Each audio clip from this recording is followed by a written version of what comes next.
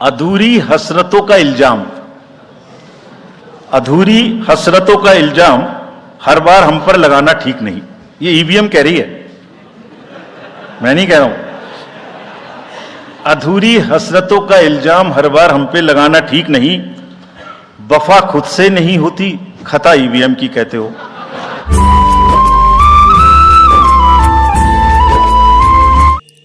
चुनाव में EVM machine को लेकर कई पॉलिटिकल पार्टियां इसमें गड़बड़ी होने की आशंका जता रही थी। कई जगह ईवीएम को लेकर धरना प्रदर्शन हो रहा था व कई जगह ईवीएम का विरोध हो रहा था कि ईवीएम से वोट न डलकर वॉलेट पेपर से मतदान होना चाहिए। लेकिन चुनाव आयोग ने साफ कर दिया कि ईवीएम में किसी भी प्रकार की गड़बड़ी नहीं होती और ईवीएम में जो मतदान होता है वह बिल्कुल निष्पक्ष होता है। आइए और क्या कुछ कहा सुनिए। 40 बार लगभग इस देश की संवैधानिक courts, high courts and supreme courts EVM के ऊपर में जितनी चुनौतियां हुई हैं उनको देख चुकी हैं। चुनौतियां किस प्रकार की हुई? ये हैक हो सकती है, चोरी हो जाती है, 19 लाख मिसिंग हैं, इसमें दिखाई नहीं देता है, ये कंप्यूटर से खराब हो जाती है, रिजल्ट्स बदल सकता है, मैनिपुलेट हो सकता है। हर बार संवैधानिक कोर्ट्स ने इसको रिजेक्ट किया है। क्या कहा है? कभी कहा कि इसमें वायरस लग ही नहीं सकता, no question of introducing virus. कभी कहा इनवैलिड वोट्स नहीं हो सकते, कभी कहा रिगिंग इज नॉट पॉसिबल, कभी कहा कि when there is section 61A in the RP act which empowers the use of the EVM, जब तक वो खत्म ना हो जब तक ये प्रश्न उठाना गलत है।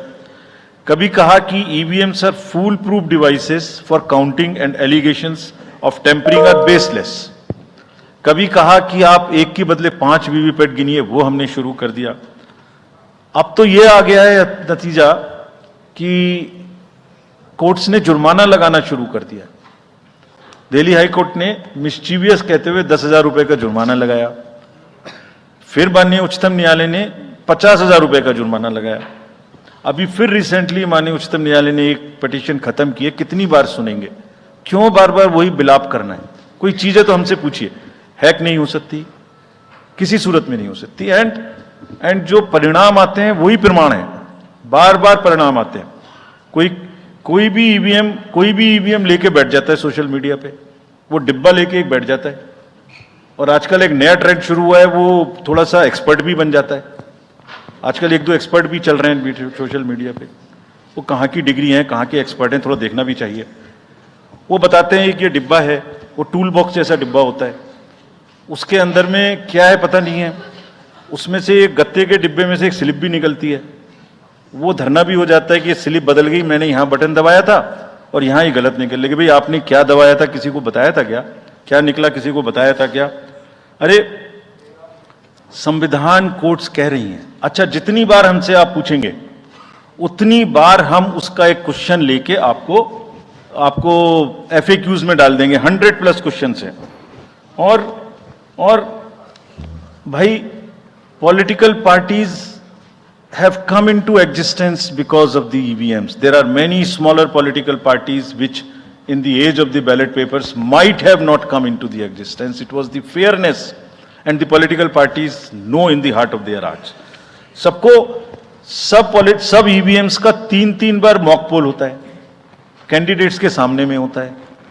फिर भी अगर कुछ आप किताब लाए हैं, किसी के पास है क्या? एक हमने किताब भी बनाई है, एक जितने लीगल केसेस 40 केस, देखिए these are 40 cases on EVM.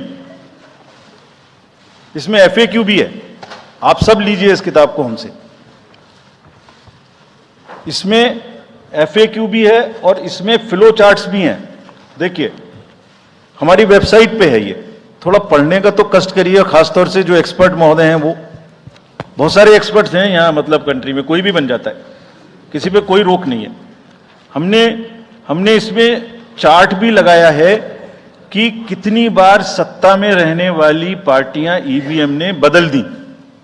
तो मुझे भी ईवीएम पे फिर मैं रात सोच रहा था ये प्रश्न तो आएगा जरूर, तो फिर रात को मैंने कुछ लिखा अपने हाथ से, वो फिर आपको सुनाता हूं।